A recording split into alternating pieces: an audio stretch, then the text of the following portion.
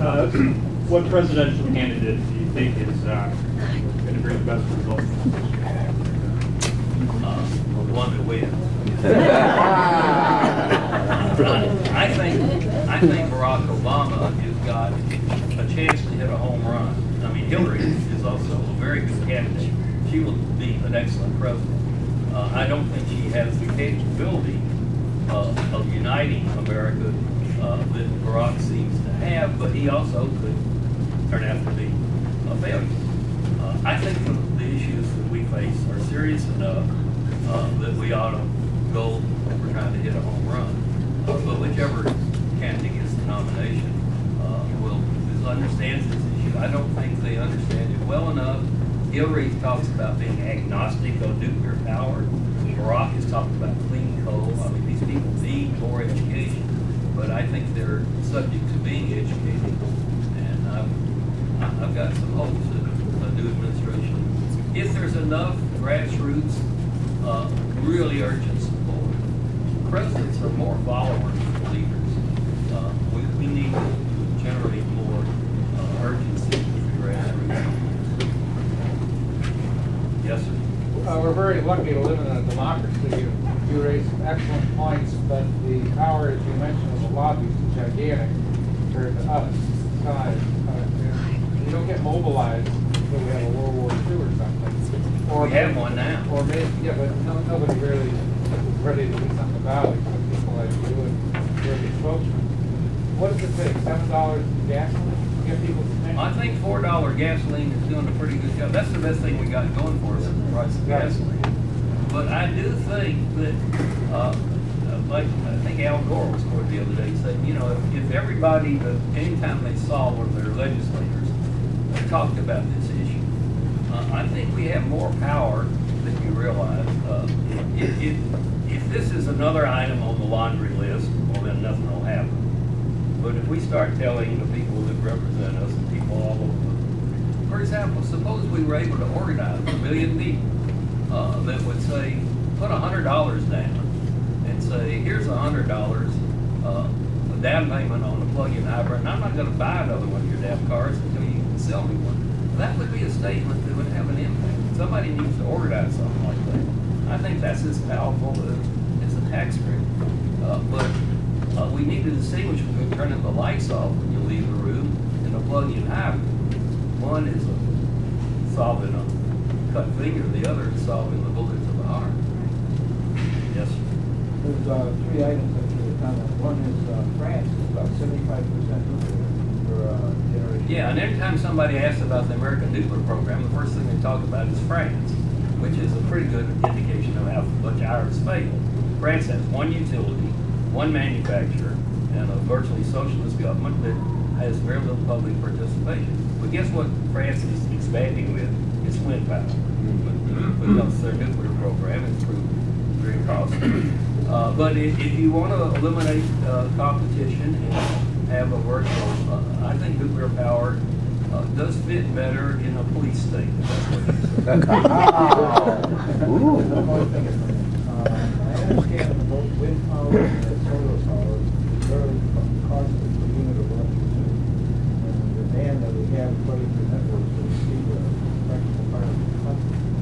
Well, you're wrong. The most expensive power on earth is coal power.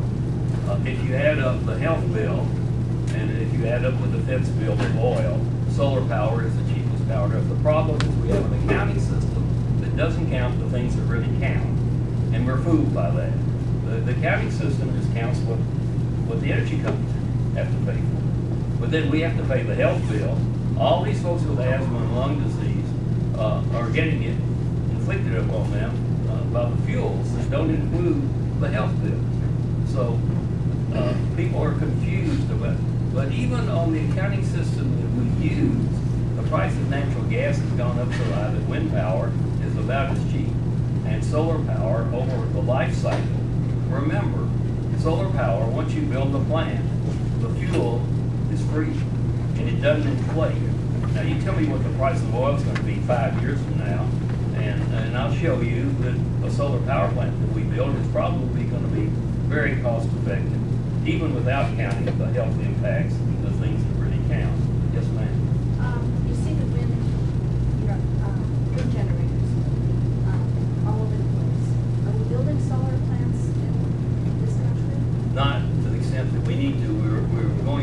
like it was a guerrilla warfare, one house at a time, and bragging about it.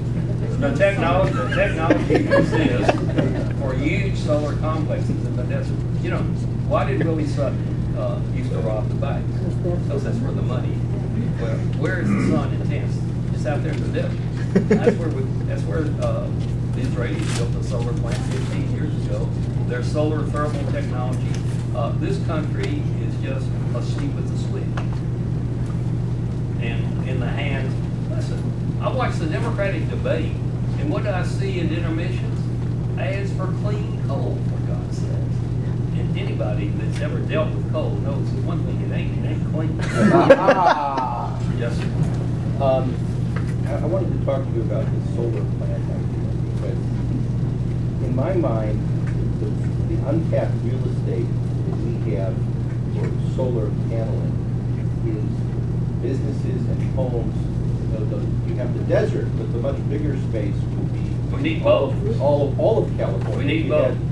All the warehouses in LA ought to have solar All panels. real estate. I mean, And if you read my book, you'll find in chapter 11, I've laid out exactly how it ought to be done.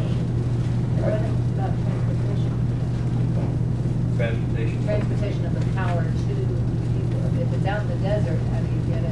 We call them transmission lines, and they're pretty efficient, and they have to be built as part of the project. There are lines that exist.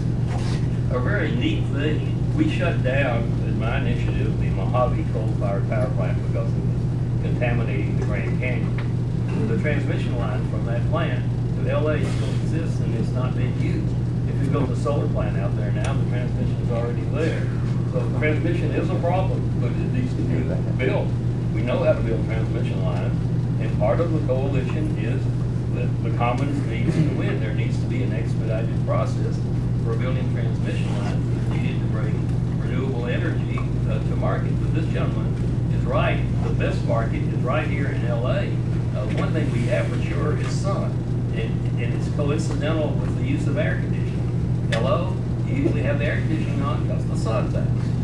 And so my idea is that the Department of Water and Power ought to just treat solar just like they do coal and gas, and just go out there and buy the panel that's going to in and put it into the rate base. But it's too simple, I guess. Yeah.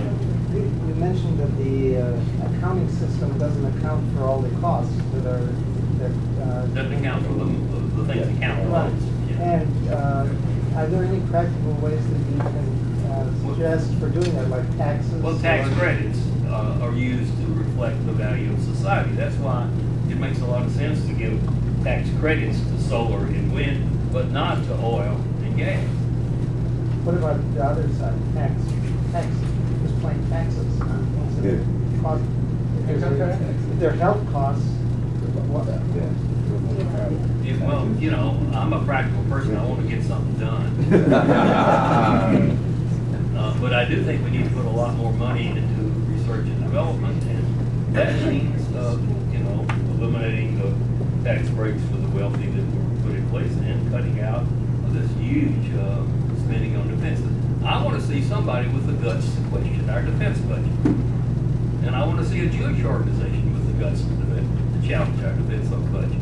If you're ready for health care, if you're really serious about this country having health care and fixing our schools and doing these things, we will never do it with a defense budget that just grows and grows and grows. Somebody needs to start a debate on whether we're going to be the biggest warmonger in the world, carry the biggest stick, or whether we're going to sell our values to the rest of the world on something besides war.